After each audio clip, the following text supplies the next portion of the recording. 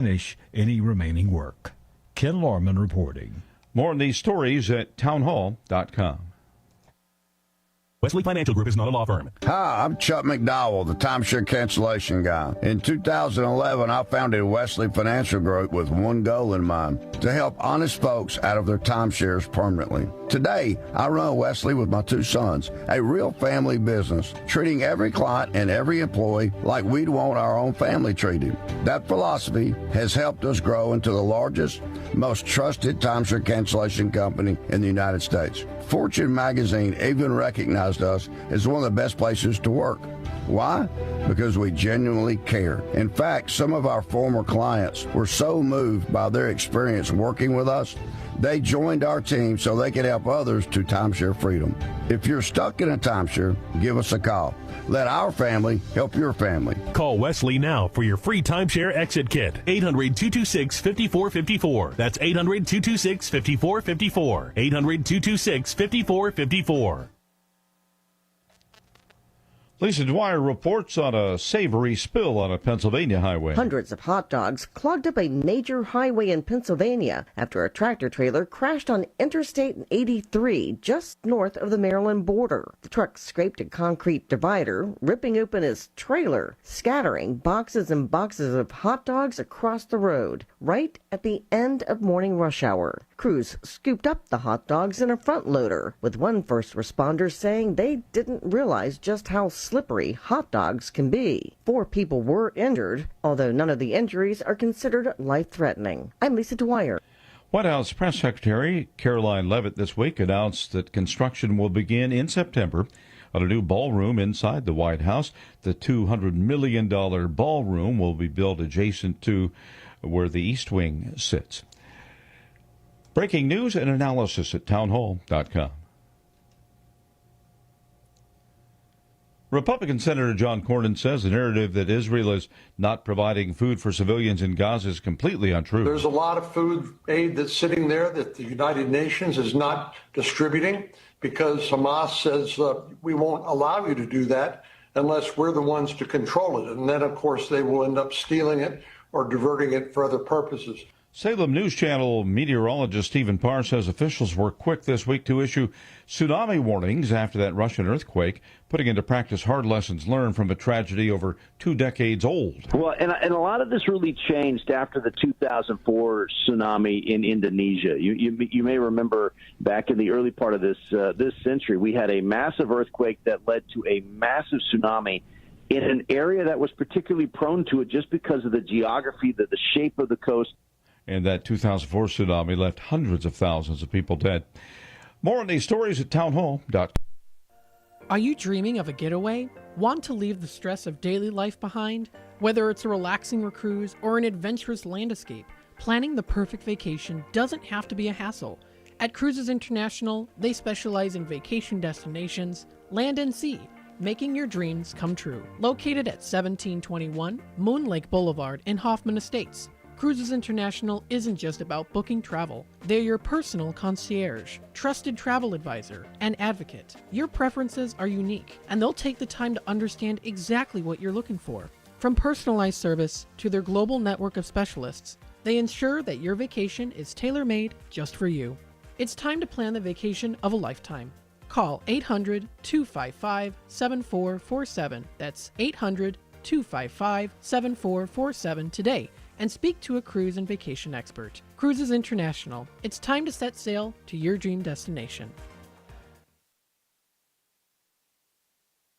I want the truth. You can't handle the truth. It's time for the truth, the whole truth, and nothing but the truth about Chicago sports. With your host, Marcus Mack. Jed Hoyer, who I like to call Big Ball and Jed. He is going out on his shield, baby. Blake Cowell. And that's exactly what Jerry Reinsdorf wanted.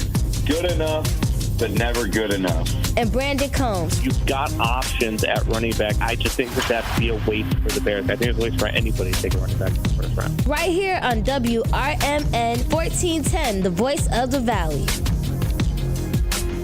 And welcome to the show. This is the truth about Chicago sports here on WRMN 1410 AM. Let's go, Studio 14. We got Maddie McNeil on the board, the executive producer. You got your host, Marcus Mack, and Blake Kyle in the house. Let's get it going, baby. I'm pumped. Football is upon us. Everybody's saying that the Cubs failed at the trade deadline. Big Ball and Jed got an extension. Oh, my Lord. The White Sox didn't trade Luis Roberts. Lord have mercy. And the Sky keep losing. Blake, we got a lot to talk about, brother. Welcome. Hey, I made it on time. I thought I wasn't going to make it on time. My internet was acting up. I got back from vacation last night, but we're here. It's been an exciting week. There's plenty to talk about. So there's plenty to talk about and plenty to complain about in a very respectful way. And I'm sure we'll get to that when we get talking about my Cubbies. But we'll get. You know what? Let's just do it. Let's just do it because this has been the talk of the town. I've heard some pundits flat out go off on the Cubs. I mean, Jeff Passan, who I love, he's a great insider for MLB. He does ESPN, and Jeff Passan. I mean, like he basically said that the Cubs, just kind of sat on their hands, and you had a lot of people that felt that way. The great David Kaplan, he excruciated the Cubs, and many other people out there for not doing enough or for trying to hold on to future cards. Blake, I'm going to get your thoughts on this. And before you give me those thoughts, I want to put this one thing out there for you to kind of chew on and for our listeners. With Jed getting the extension and with the fact that now Cal Tucker is really starting to turn into a rental and seeing the fact that we gave up a big prospect who's producing mightily in the major leagues right now. Mm-hmm. Do you think those things factored into Jed sitting on his prospects? Because now Jed's looking for the future. He's got his contract. He's not a lame duck guy anymore. He knows he's going to be – he doesn't just want this year. Was that wrong? Jed Hoyer's a lot of things, but dumb is definitely not one of them. Jed Hoyer has a lot of foresight. He has a lot of grit, but he plays his cards close to his chest, and he's always thinking about the next step. Similar to a chess player, you can't play the first move in front of you. You got to set something up for down the road. And when he took over this team, he said that through and through. He said, "I want to be not a team that competes just for a couple years. He wants to be a team that competes every year. And with that comes the health of the farm system." But back to your original question with his extension, he said on Marquee Network that didn't affect this trade deadline. Mm-hmm. That's tough for me as a fan to believe because we talked about it for shows on end, was that when you're put in a predicament where you kind of have to be desperate, you're going to do desperate things. Well, 3 days before the deadline, that desperation went out the window because he knew that he was inked up for next year and years to come. Completely out the window. It was no longer Jed fighting for his job. It turned into Jed building a future. That's a big difference in mentality, Blake. Mm-hmm. And so when we go to this deadline, so initially, I gave Jed Hoyer a D grading at this deadline. That was the night of. I did a live stream with Cody Del Mendo, and we talked about it. Now, as I sit here on Saturday, and I've kind of had a couple days to chew on it, I'm bumping it up a little bit, but not a ton. I'm giving it a C- because I think that what fans at least still have to put in perspective is the Cubs got better than they were last week. They still added some really good talent. A couple of those guys being Andrew Kittredge. He actually pitched yesterday, pitched a scoreless inning against the Orioles. The Cubs traded for him from the Orioles.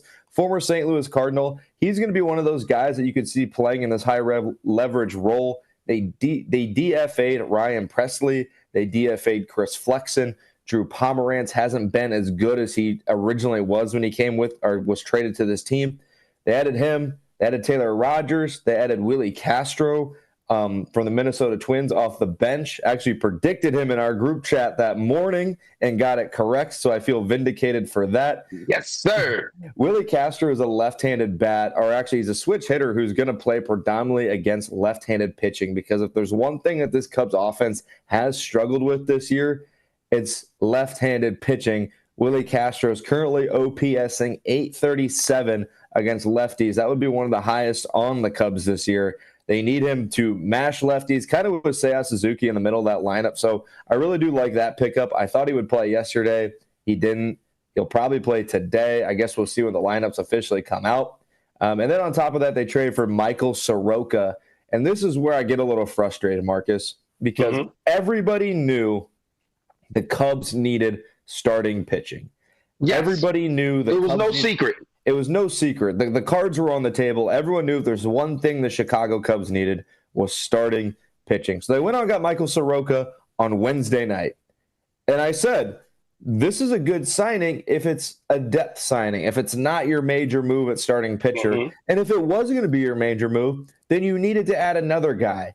And that could have been Adrian Hauser from the White Sox. It could have been Merrill Kelly. It could have been Charlie Morton from the Orioles. They got none of those. So as I sit here on Saturday and say it's a C-, C's get degrees. C's are average. And I think the Cubs had a very average deadline. But like I said at the start of this monologue, is that the fans need to remember the Cubs got better. The only part that's hurting me is that they kept all of these prospects that are so good that the Cubs see as invaluable, but they can't help the major league team this year. None of these guys can help the Cubs win this year. Owen Casey has nowhere to play. Now, could you bring him up for some bench at bats once the minor league season ends? Yeah, you could definitely do that. Moises Ballesteros came up for a game, actually had a bases clearing RBI double against the Milwaukee Brewers, but they already sent him back down. Kevin Alcantara, James Triantos, Jackson Wiggins, Johnny Long, the list goes on and on. They've got a deep farm system. So what is Jed's play in your mind? I mean, you're not Jed, but let's just say you're fantasy GM. What is your play? Why hold all these cards? You listed off 7 guys that seem like they have potential to make a major league roster. Well, last time I checked, the lineup only has 9 guys in it. So where are these dudes going to play? And what is Jed's? There has to be a bigger thing at play. So put that GM cap on for me. Why hold on to all those guys when you could probably have tried to go for it all this season? I'll put it this way, because Jed Hoyer does bring up a very good point, and people know that I'm a huge Jed Hoyer fan. And this is a tough one for me to kind of wrap my head around, especially for a guy who respects Jed Hoyer, who loves Jed Hoyer, and has defended him since he's really taken over. He said, yes, we wanted to go after these guys who are under team control. So guys like Joe Ryan, Mackenzie Gore, those two more specifically, those high-end guys that have a lot of team control, but the asking price was too high. And he said they didn't go anywhere else, so no one else paid the price either. And actually, my buddy Jacob Zanola, he writes for Cubs Insider, gets a lot of scoops. He did an awesome article on this. If anyone listening, follow my Twitter, Blake Cowell X. I retweeted it over there. He actually got insider scoop that the asking price for those two big guys had to start with Matt Shaw. It had to start with Matt Shaw. That's a steep price, baby. And then that's not one for one. That is starting with your starting third baseman, who right now is playing really well. And if you trade Matt Shaw, trending in the right direction. So if you trade Matt Shaw, you then have nowhere to put anyone at third base. I guess Willie Castro at that point, but he's a rental as well. You trade away a guy who's kind of molding himself into quite the good player himself and has that superstar potential, and then you have to give up more pieces. So after talking with him and after thinking that over more, I said, can I really blame Jed Hoyer for not trading Matt Shaw, Owen Casey, Ballesteros, and like a massive package for a starting pitcher? Yeah. I mean, that really guts your farm system. And that's a steep price. And that's when I bumped my grade from a D to a C-, because I still think you could have went and got Adrian Hauser. I still think you could have went and got Charlie Morton and just kept building that depth. But that's not to say Michael Soroka can't pitch really well. And I think a lot of this has to do as well. I'm putting a lot of chips on Cade Horton now. The Cubs rookie starting pitcher. He pitched yesterday, pitched very well yesterday. Excellent game yesterday. 1-0 game, locked it down, no earned runs. Cade Horton's been really good. I think in his last 5 starts, he's like at 1.23. So if the playoffs roll around and game 3 rolls around, I think Cade Horton gets the ball. But I think Jed Hoyer is also in his head saying he has a lot of confidence in Cade Horton. So for Cubs fans that are still mad about it, hopefully I shed a little bit more light on why they didn't do some things. But I also totally understand where you feel, because I think that a week ago I would have said the Cubs are World Series contenders, and now I have to drop them down a little farther because the Phillies got a lot better, the Mets got a lot better, the Dodgers got better, and the San Diego Padres traded off their whole farm because they got a lot better too. Yeah, and like I said, originally starting this out, that I think that a lot of hesitation still goes back to the Cal Tucker deal. They traded a top prospect who's lighting it up. Cam Smith is lighting it up for the Houston Astros, and they traded a top prospect for him. And I don't think that the Cubs traded for Cal Tucker in the hopes that, we're just getting him to get him. No, Jed brought him here with the intention of signing him, and instead Cal Tucker pulled the rug from underneath him and turned around and said, no, I want to test the market, which was his right. But I don't believe that Jed Hoyer would have gave up such a steep price for a 1-year rental, which is what Cal Tucker could turn into. Because remember, Cal Tucker is the one that controls this situation, not the Cubs. The Cubs could come in and offer $350 and say, hey, this is what we have. And then someone else comes along and offers $450. And you know what? The Cubs, we're not going to meet that price. Okay, Cal Tucker's gone. And now you gave up a top prospect for a guy that came in here for 1 year, and you're hoping and praying that this pays off with a World Series, but there's no guarantees. And I think that that's the bigger issue. I think that Cal Tucker's getting a way too much of a pass, and Jed's catching way too much grief over it, whereas that I truly believe that Jed would not have paid such a steep price if he thought that Cal Tucker was going to turn around and say, oh, you know what? I really want to see I want to test this market and see what my free agency is worth. If that was the case, he could have stayed on with the Astros. He could have stayed on as a lame duck with the Astros, and the Cubs still could have signed him as a free agent. Do you understand? See, people got to think about this from both sides. If that was the case, the Cubs could have held on to Cam Smith, let him play with the Astros for another year, or let someone else trade it for him. And then when he became a free agent, then you go out and you go for him. But instead, now you gave up a valuable piece, and you're now going to still have to get in a bidding war with possibly the Dodgers, the Yankees, the Mets, likes of that nature. That's not the Cubs' fault. Cal Tucker fooled the Cubs. Don't look at it the other way around. I do not think that Jed Hoyer is an idiot. He's just shown that now in this last trade deadline. He is not going to give up the house for no reason. And he gave up a key piece for a guy that's now sitting here playing hardball with them.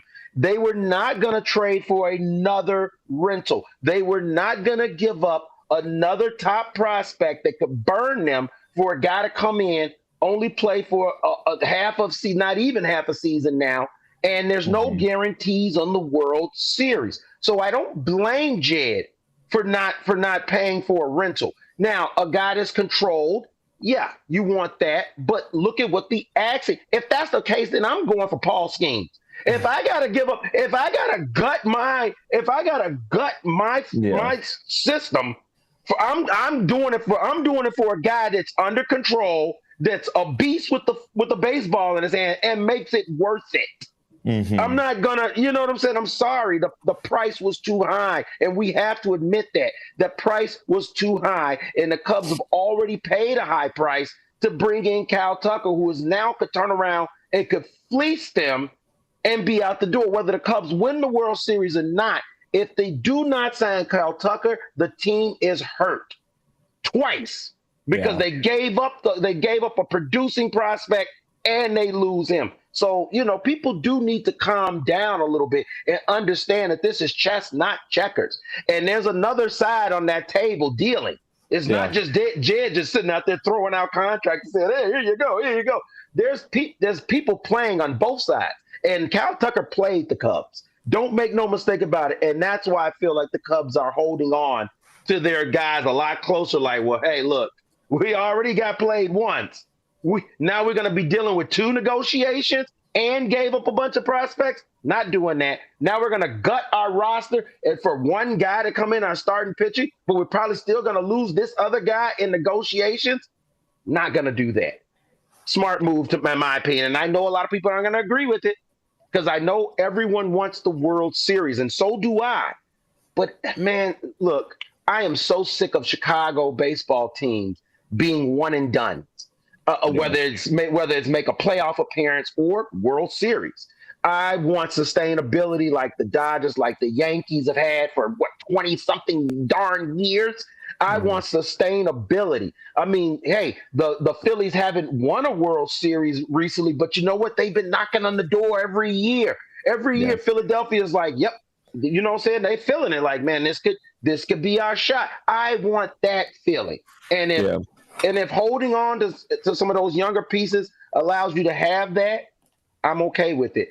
Where I will get on Jed about, and this is a Ricketts thing as well, they should have done more in the off season, which wouldn't have cost you prospects. You should have fought harder to sign some of those guys that you knew you were going to need. You should have fought harder to sign them. Yeah. And that's where I'll get on Jed and Ricketts. Yeah, I mean, a couple of those guys, you look at Jack Flaherty, you look at Nathan Eovaldi, like they could have definitely helped your squad before the season. I know a couple of them dealt with some injuries. But like you said, I do think that this slightly lowers the chance of the Cubs bringing Kyle Tucker back because, again, now they do have that insurance of Owen Casey playing in right field come opening day 2026. But I still think the Cubs will be in on Kyle Tucker. I mean, make no mistake about it. I still think they'll do their due diligence and throw what they think the appropriate price is. And whether I agree with that or not, I could probably tell you right now I'm not going to agree with it because if someone doesn't pay him $600 million, the next guy probably will. And that's what it's going to probably cost, right? We're probably looking at about. I mean, it starts at 5. It starts at 5, right? It starts at 5. It starts at 5, and whether it gets to 6 or not, we will see. So it's definitely frustrating. It's definitely something that Cubs fans have a right to be mad about. But I still like to keep it in perspective of being in the here and now, and that the Cubs are still a good baseball team. They're one game behind the Milwaukee Brewers, and they still have a great chance to make a run to get into the postseason. And like baseball, as baseball fans know, once you get in the dance, anything can truly happen. But I also think that this next stretch of 40, 50, however many games are actually left, you got to look at a couple of these Cubs players and say, this is like, if we want to win the World Series, like this is on you. And a couple of those players, Matt Shaw is going to be one of them. They didn't trade for his replacement. They didn't trade for Eugenio Suarez. They didn't move Shaw to the bench. They said, hey, it's your job now. Go get it. He needs to keep playing at a high level like he has after the All-Star break. He's kind of stood more upright in the box, moved his hands a little back in his stance to kind of get more directly toward the ball. So he's made some really good adjustments, and they've been paying off so far. Another guy, like I've already mentioned, Cade Horton. They didn't go out and get that bona fide number 3 guy.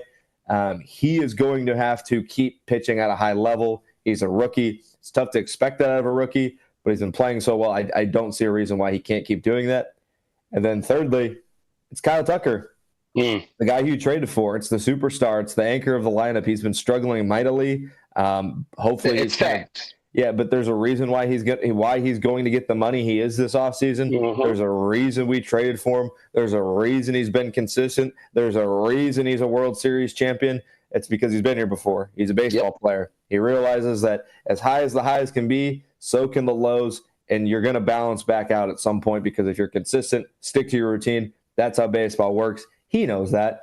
But as the stretch comes down, as this stretch run comes, I mean, we just lost 2 or 3 of the Milwaukee Brewers, got shellacked in 2 of those games, returned the favor against Freddie Peralta the last game, which felt really good. But Kyle Tucker was a big reason why we struggled those first 2 games. There's a hole in our lineup. Seiya Suzuki is struggling right now. Ian Happ is kind of bouncing back, but still struggling for the most part this year. This is the stretch run, Marcus. This is why we do it. This is it. This is it. It's a full sprint. I had a buddy text me earlier. He goes, "Is it too early to be scoreboard watching?" I said, "No, scoreboard watch. It's time to go." This is the time to scoreboard watch now. All moves are done. All major league rosters are set.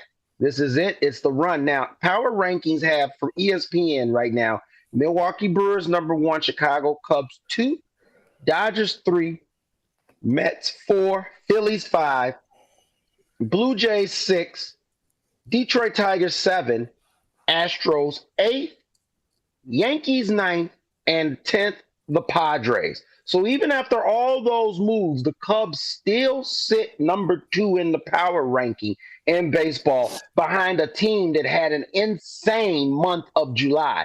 And, look, if they do it again for the month of August, then hats off to the Brewers, but I don't see them having that insane month again. I mean, they absolutely played out their minds for the month of July, and I don't have their numbers pulled up for the month of July, but if the Cubs finished 18-10 in the month of July, then I feel like the Brewers only lost like 4 games. You know what I mean? Like, seriously, like they had an insane month of July, and I don't see that being repeated again, so, but I mean, anything in baseball is possible, right? So while we're sitting here saying, hey, well, next thing you know, the Brewers come right back in the month of August and they're blazing hot again. But I just think that the Cubs' success has been way more sustained than just a month of unbelievable baseball. They've had consistent baseball month to month, and their team did not get worse. That's the thing, that we have to remember, like you said, it got better. Bottom line, I mean, it wasn't the moves necessarily that me or you or most fans out there would have wanted, but they did still make moves. And that was the most important part. If they had done nothing, then I would have been like, Jed, what's going on here, dude? Then it's like, okay, the sky is falling and it really hit me on the head. But they did make moves. And I think that's the most important part. Yeah, and their bullpen got a lot better. That's one thing that I'm taking away from this deadline is that although they didn't upgrade their starting pitcher significantly, I think their bullpen got really good. I'm super excited to see what Kittredge and Taylor Rogers can do.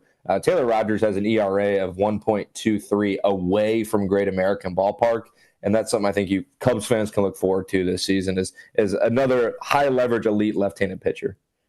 Yes, indeed. We're going to be heading to break here soon, I know, and when we get back, we're going to talk about the moves that the White Sox made as well. I really kind of like the fact that they did move Luis Roberts, and we're going to talk about that and break that down.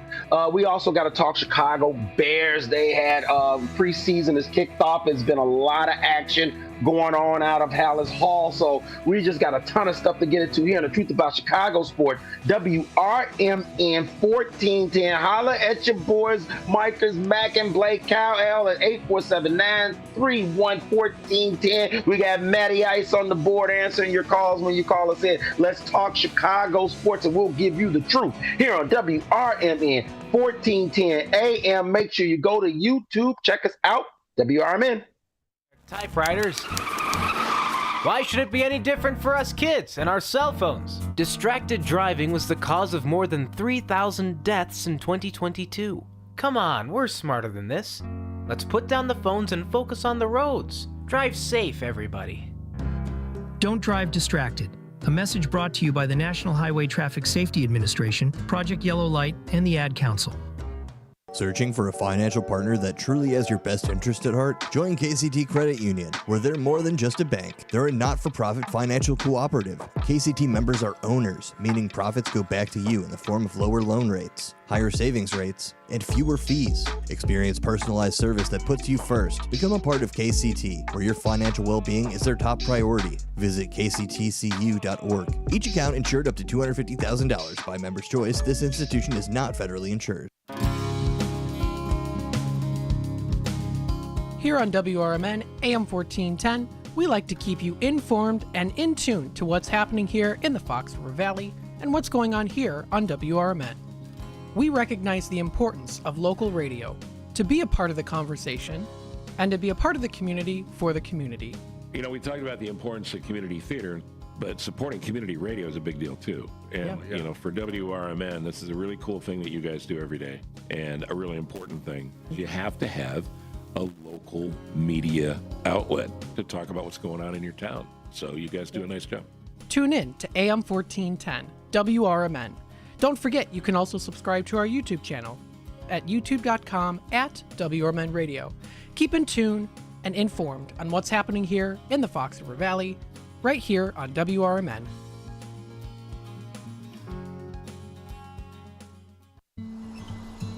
Most people out here think that taking care of one another is important. And most people would step up for a neighbor going through a tough time. Most people around here help out friends and family when they need it. But the funny thing is, most of us won't look for help when we need it. If you're struggling with mental health, you should know that there are resources out there that can help. And it's okay to talk about it if you need to. One place to get started with information is loveyourmindtoday.org. Loveyourmindtoday.org offers a range of guides, instructions, and insights for dealing with difficult situations or getting through a tough time. If you're struggling with mental health, get the help you need, because most people out here really care. Visit loveyourmindtoday.org. That's loveyourmindtoday.org. Brought to you by the Huntsman Mental Health Institute and the Ad Council. Looking for expert care in orthopedic or spine surgery? Prime Healthcare St. Joseph Hospital in Elgin is proud to offer top programs to our region. With a robust line of treatment options, St. Joseph Hospital specializes in minimally invasive procedures along with an advanced imaging suite to assist with orthopedic and back surgeries. Recognized by U.S. News and World Report as a high performer across multiple surgery types and home to highly trained expert healthcare professionals, St. Joseph Hospital is here for your every surgical need. My name is Ariel. I moved to the U.S. at 19. I spoke no English and I struggled finding job opportunities. Everything I have, I owe to the Adult Literacy Center and getting my high school diploma at age 22. It was an honor helping you achieve your greatness. Now you're helping others achieve theirs. It inspires me. When you graduate, they graduate. Find free and supportive adult education centers near you at finishyourdiploma.org. Brought to you by Dollar General Literacy Foundation and the Ad Council.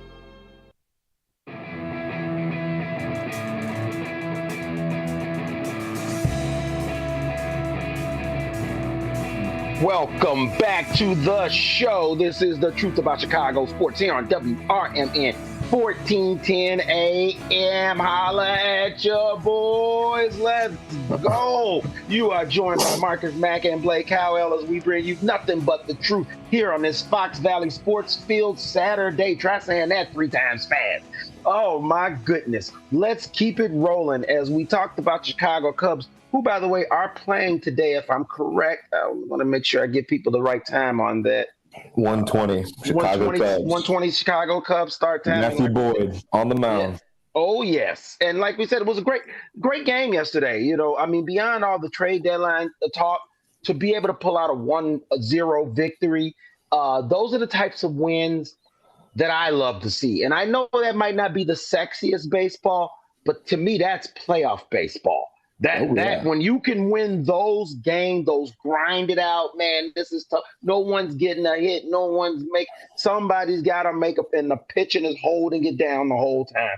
Mm-hmm. Those are the gritty games that I like to see, and that was very awesome to see the Cubs kick that off. So that 1-0 victory, very nice. Like I said, make sure we check them out today. They're going to be playing again, and with Matthew Boyd on the mound. Now on the south side, they got a game today against the Angels at 8 o'clock, actually, 8:07. They'll be playing the Angels tonight. They're little two-game winning streak right now for the White Sox. And, you know, the White Sox made some moves. They moved Adrian Hauser and Adrian Hauser, and they did not move Luis Roberts. I thought both were proper moves, and I really liked how Chris Getz operated this whole situation. Go back to last year, he worked a fantastic deal for Crochet, which was perfect because you had this top-level pitcher in a roster that was not going to be competing anytime soon. You get some, and they got great pieces which are actually producing for the Sox right now, making this team a lot more exciting. But giving up Luis Roberts for peanuts, I wouldn't do it either. They didn't have to. And they have an option. They can pick him up, and he's not going into free agency. They can, say keep him on the roster. They could work a trade for him next year if they choose. The thing about it is that they didn't have to trade him. That's the thing that people have to understand. And I know some people are like, oh, get rid of him, and then that gets rid of that old regime. What are we talking about here? There's no such thing in my head as an old regime player, new regime player. It's about guys that want to be here or don't. It's about guys that can play or they can't play. Does a guy have value or does he not? And Luis Roberts has more value than what was being dished out, in my opinion, or the Sox would have moved it. And it made no sense to give him away for nothing because he's not hurting the team being on it. He's not. It's not like they've got – if they had another bona fide stud center fielder to take his spot with the way he's been playing this season, he would have saw some minor league time. They don't. Mm-hmm. And you know what? He does have that potential. He does have all-star potential is in him. So, yeah, you know what? The Mets don't want to pay the price that you want Roberts, but you want to give up peanuts for him? Sorry. Not going to happen that way. We need something. Otherwise, we'll just stay right where we're at because we know we're not a playoff team and we're not worried about it. I thought both moves were brilliant. Luis Robert Jr. is pretty interesting because, like you said, they can pick up a $20 million team option on him next year and bring him back. That kind of just depends. Do you think Luis Robert Jr. is worth $20 million? Yeah. Because his OPS this year starts with a 6. Last year it started with a 6. He hasn't really had a good season since 2023. So, I mean, but like you said, too, I think it's worth not trading him if you don't think you're getting the correct value because it doesn't hurt you. Now, if you don't want to throw $20 million at him, this would only make sense. This would only not make sense if they didn't pick up the option. So if they go to this offseason and they don't pick up the option and let him walk for nothing, that's when I'll kind of turn my head in confusion. Bob Nightingale said on Foul Territory, MLB reporter Bob Nightingale, he mentioned that a lot of teams struggled dealing with Chris Getz, and he was just tough to work with this deadline. And I think that's a good thing for White Sox fans to hear because it's good to know that your GM's not getting pushed around, and it's good to know that he's trying to get the exact value that he wants. And I think keeping Luis Robert Jr. sends a message to these other teams like, hey, I'm not going to just bend the knee. Like, I'm not going to make a move just to make a move. I'll keep my guy. I'll get to this offseason. Maybe they trade him this offseason. Maybe they get that $20 million option. Maybe he has a big second half. I guess that'll remain to be seen. But again, you can still go into next trade deadline with Luis Robert Jr. on this $20 million option and trade him then, hopefully for more. He'd be a rental player. So it's kind of shifty on what that value could look like. But I don't have a problem with them keeping him. I knew that Adrian Hauser would get moved just because he was a rental playing one of the best seasons of his career. And he definitely earned some value that they got back in that trade. So I commend Chris Getz for making that acquisition and trading him when the value was the right timing. I don't hate what the White Sox did. Like you said, they're young, they're frisky. They beat the Cubs down last Friday night. And, the Cubs did end up taking 2 out of 3, but there was a lot of positive things from that White Sox team that I saw. And I think we'll continue to see in the second half. I know a lot of fans are excited for what this team can become in the future here. In our chat section, shout out to Dalton Cooper on the rise, 8 to 10 every Saturday, 8 a.m. to 10 a.m. right before us. Shout out to those dudes. He said in that chat group, he said, are the Cubs still – did he say, are they still a contending team, right? He asked, and they still make the playoffs?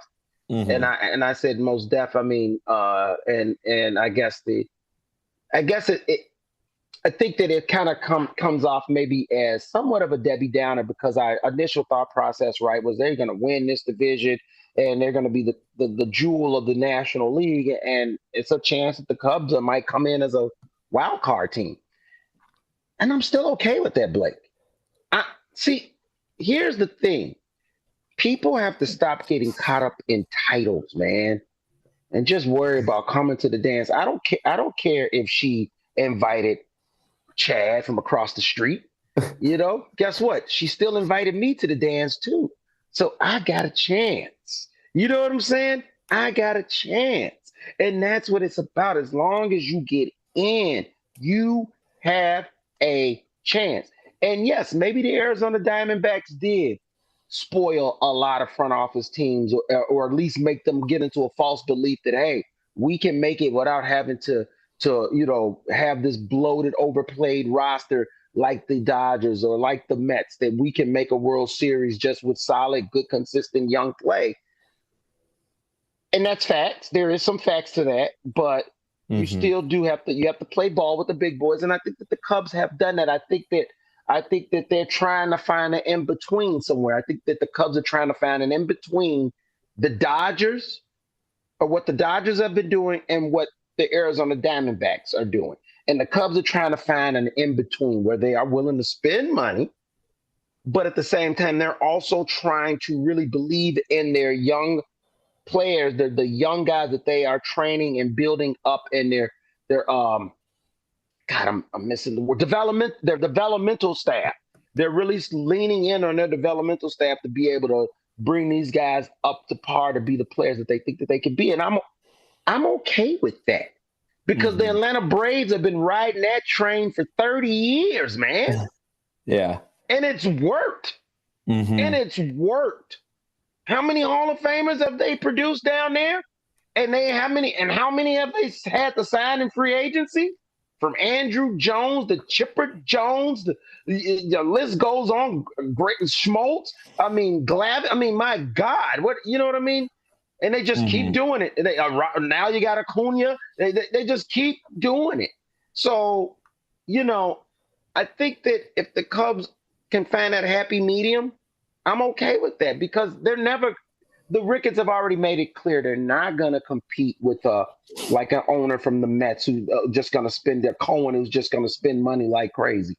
They're not going to compete with that LA Dodger management firm led by Magic Johnson.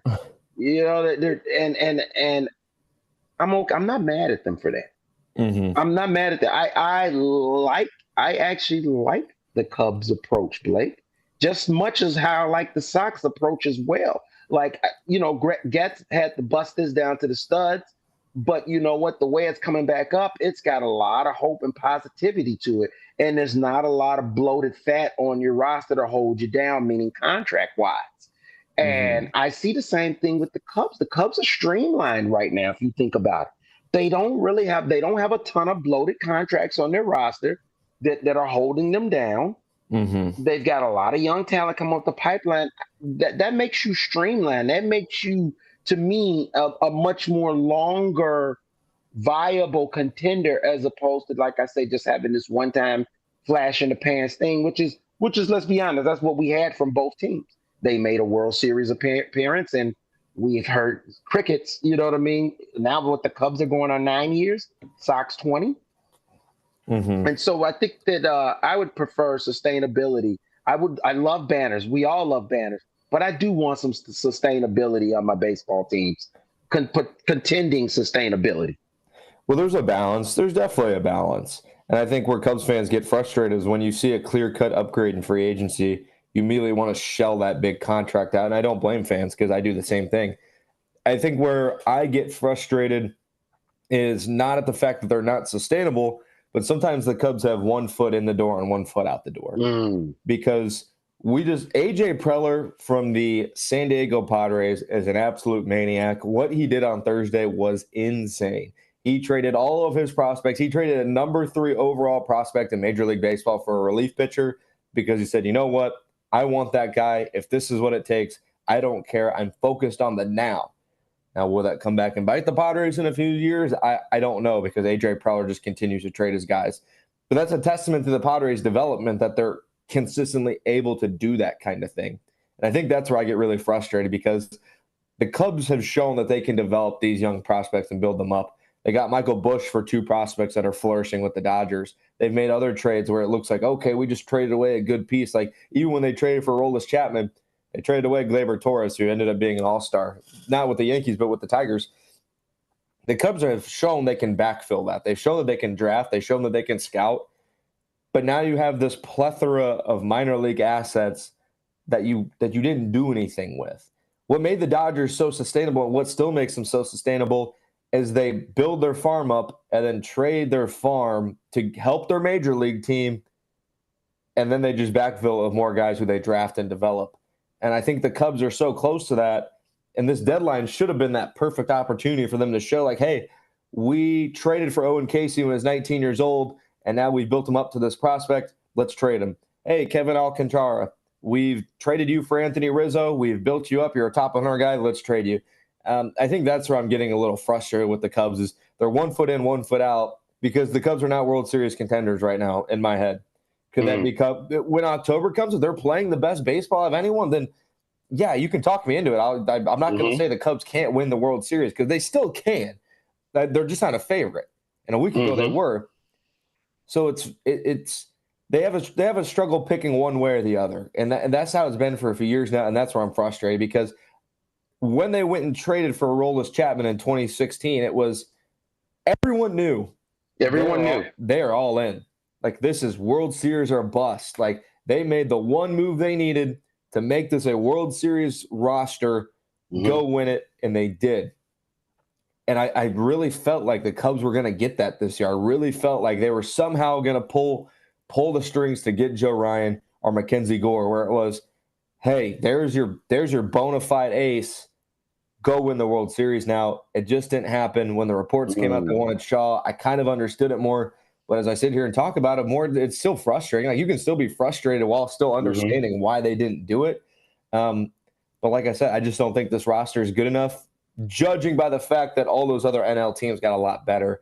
I think the Phillies and Padres did so much this deadline. It's tough to not pick one of them to go to the World Series at this point. But again, injuries happen. Teams get hot. Teams get cold. And if the Cubs are playing their best baseball at the right time, I still think they're as good as anyone. But again, they need more luck than they originally needed 2 weeks ago. Was that all it was? Just that one starting pitching piece would have solidified and said, okay, hey, the Cubs are bona fide World Series contenders. It would have made me feel a lot better about it. But like I said, I still think Cade Horton can answer that bell and become that guy. And that's why I'm not totally blowing up on Jed, because Cade Horton is really good. And when that playoffs roll around, if everyone's healthy, if you're rolling to a playoff series this year with Shota Imanaga, Matthew Boyd, Cade Horton, and then that fourth game's just, whether it's Tyone, Javier Assad, or a bullpen game, I don't care. I think the Cubs bullpen's really good, too. I've said that so many times on this show. I think that they can compete with anybody. The Phillies made some bullpen moves, but I still think the Cubs bullpen's better. They're at least a top 5 bullpen in the National League, which is far and away anything you really need in the postseason.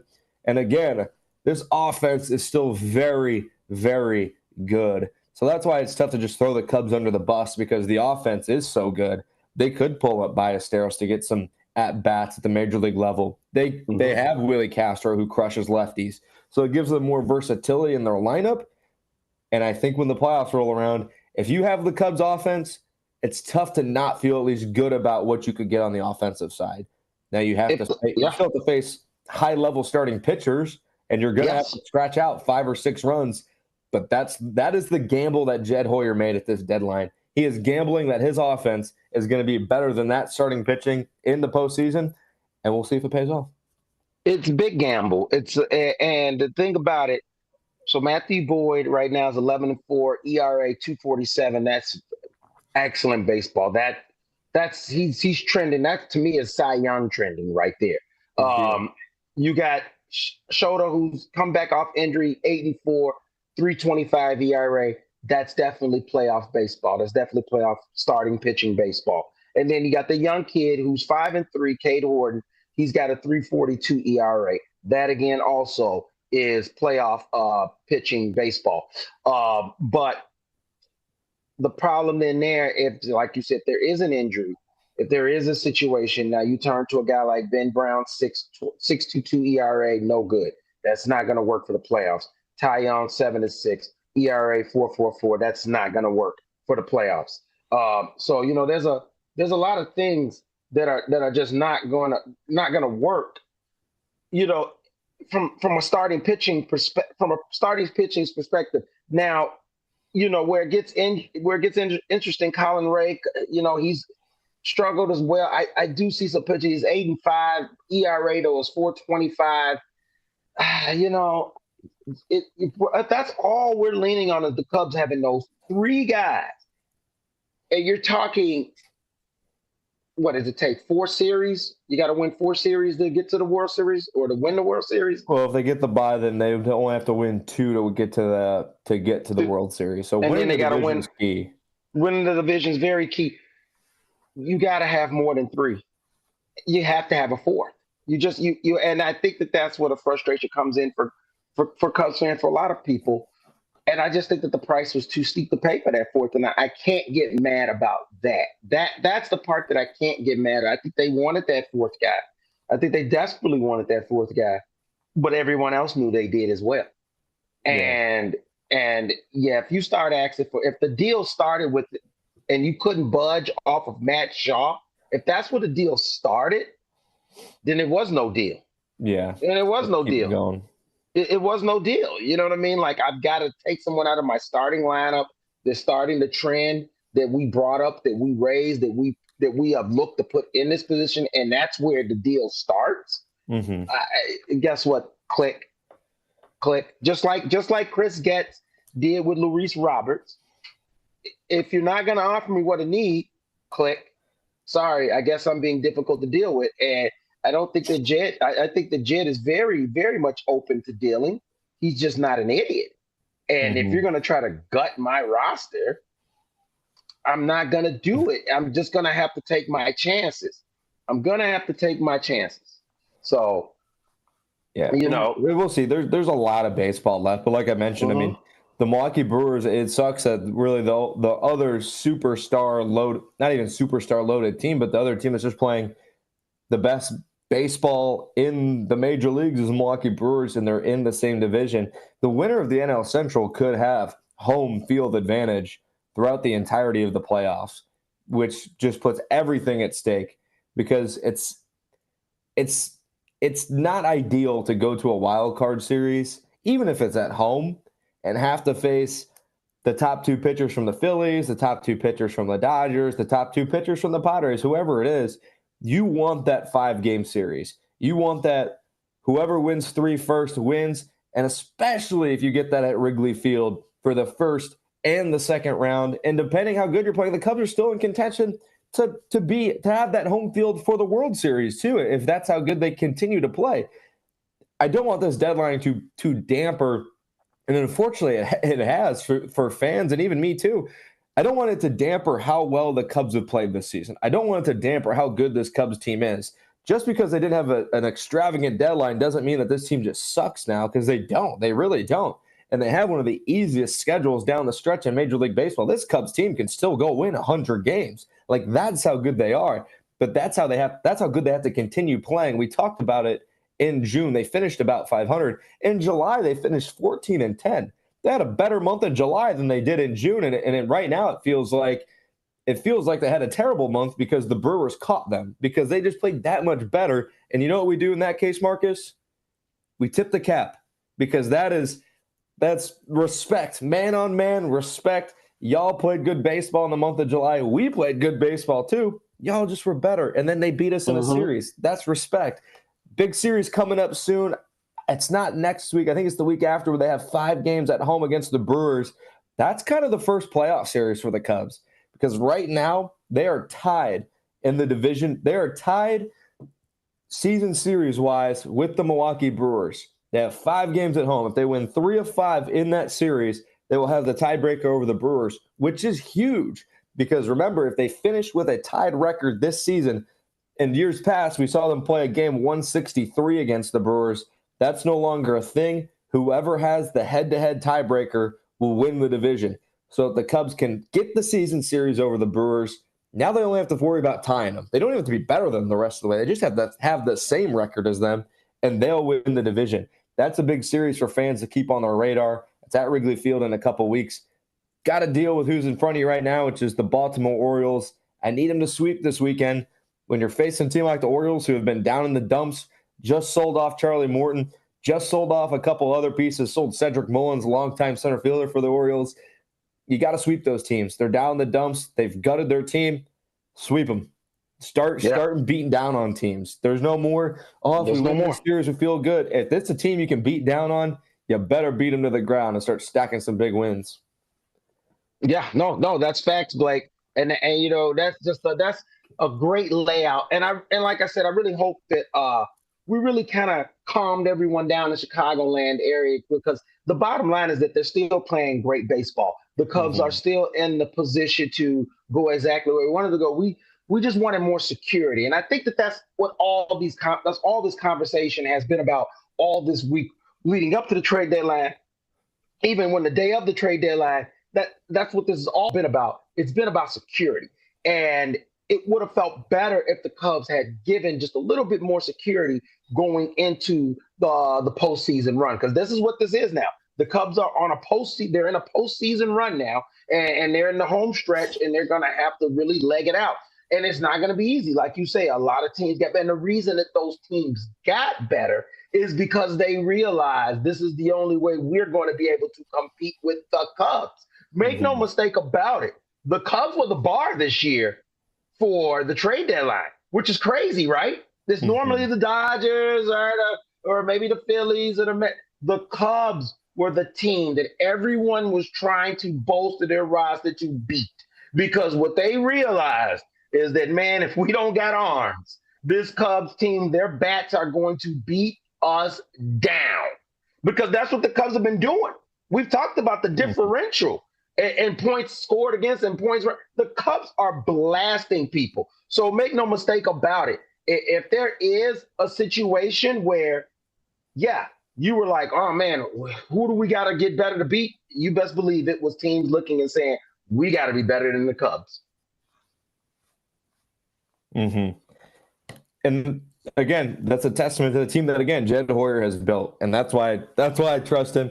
And when the day comes, and I hope it's this October, that Jed Hoyer hosts the big trophy above his shoulders, I'm going to be the most insufferable man on the planet. So I'm hoping that comes this October. Yes. Hey, you know what? Still, you know what? Shout out to Big Ball and Jed, because I do feel like he deserved this contract. And you know what? Hats off to him, man, for getting paid. Hopefully this can lead to a winner. When we get back, we're going to talk Chicago Bears. We got a lot of Chicago Bears to talk about it as they are in training camp, as you are listening to The Truth About Chicago Sports here on WRMN 1410 AM in Studio 14. Holla at your boys, 847-931-1410. WRMN. Life gets busy. That's why they're here 24/7 to keep your car looking spotless, fast, and easy. Their advanced brush-free wash technology delivers a sparkling clean without a single scratch, because they treat your car like it's their own. Here's the best part. Right now, you can get a free car wash just for joining their text club. It's simple. Just text BRITT to 30400, and your first wash is on them. Britain's Touchless Car Wash has two convenient locations, 1923 Larkin Avenue in Elgin and 555 Willow in West Dundee. They're proud to keep your car clean while giving back to our community. Text BRITT to 30400. That's BRITT to 30400. Now for your free car wash, and see why Britain's Touchless Car Wash is the fast, gentle, and reliable choice. Your hometown radio station since 1949. We are WRMN AM 1410, Elgin time, 11 o'clock.